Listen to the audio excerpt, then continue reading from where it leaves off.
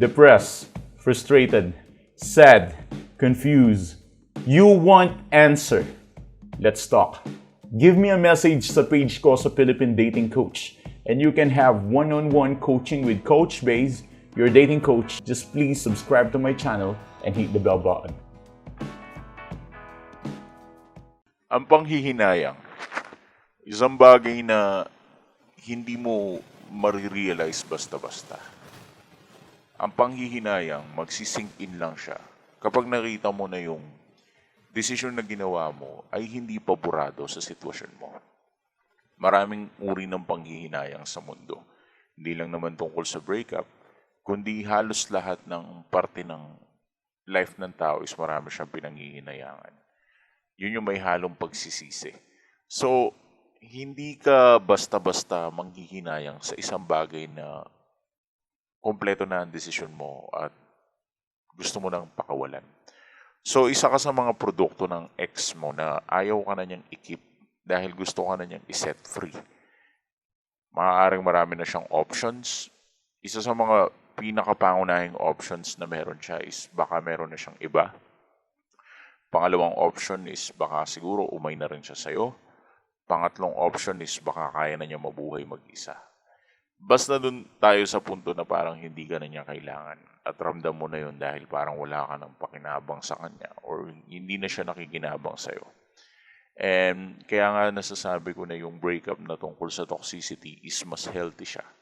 Dahil kapag nag-breakup lang kayo dahil sa init ng ulo, is emotional breakup lang yun. Ibig sabihin may init pa sa inyong dalawa. Babalik at babalik pa rin ang spark, magbabalikan at magbabalikan kayo. Kung ramdam nyo yung init ng hiwalayan, yung init ng ulo, sagupaan, sagutan, mga ganun, mga walang kakwenta-kwentang bagay na nasimulan nyo lang sa ganun, at lumala at nahuuwi sa hiwalayan. Pero kapag ang breakup tungkol siya sa panlalamig, na parang bigla mong nafe-feel na parang wala na siyang pakiramdam sa'yo. Parang ibang-iba na siya sa dati.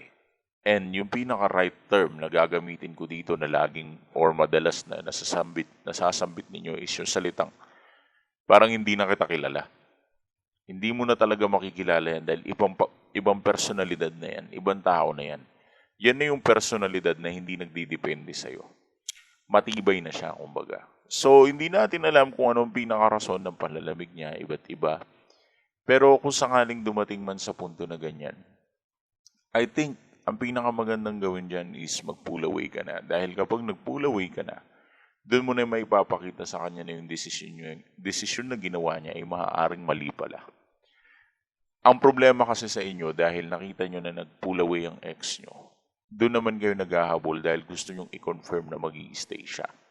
Yung insecurity ninyo is nagkikick in siya at lalong umiiral yung paghahabol sa inyo at lalo nyong ine-expose yung weakness ninyo sa isang tao. At dahil ini-expose ninyo yung weakness nyo sa ex nyo, lalong mas nagiging malala ang sitwasyon. Lalo kayo walang nakukuha ang benepisyo sa mga kaganapan at sa mga nangyayari. So instead of making it as better resolution for what is really happening, it becomes more and more frustrating.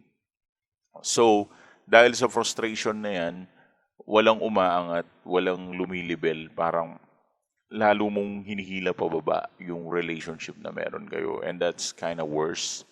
Lalo mong ginagawang worse ang lahat. So, what is my advice all in all? Simple lang naman ang gusto kong i-advise sa'yo. Kung gusto mong manghinayang at mamiss ka ng ex mo, and then that will be the time na magbigay ka ng space. Kapag kasi nagbigay ka ng space, mararamdaman niya yung respeto. And at the same time, mararamdaman niya yung strength na meron ka, na hindi ka insecure. Let him do the thing. Kahit isipin mo na baka na-turn off siya dahil ganito ginawa ko, baka tuloy-tuloy na siya ma-turn off hanggang habang panahon na. Hindi mangyayari yun. At the end of the day, ex mo yan, meron pa rin niyang in-invest sa'yo na kahit papaano. Mamimiss din niya yung dati. Kung tayo nga, di ba, na kapag tumanda na tayo na ganito, namimiss pa natin yung mga bagay na ginagawa natin dati nung mga bata pa tayo. What more sila, di ba? Mas namimiss nila yun dahil kamakailan lang yun. And the thing is, kahit sa gitna ng hiwalayan, ang good news ko sa iyo ay mafi-fix yan. Mafi-fix yan. Maniwala ka sa akin. I've been with a lot of clients. I've been doing this for a lot. Mafi-fix yan. As long as binigyan mo siya ng space. The key is space. Kung gusto mong manghinayang siya at mamiss ka niya.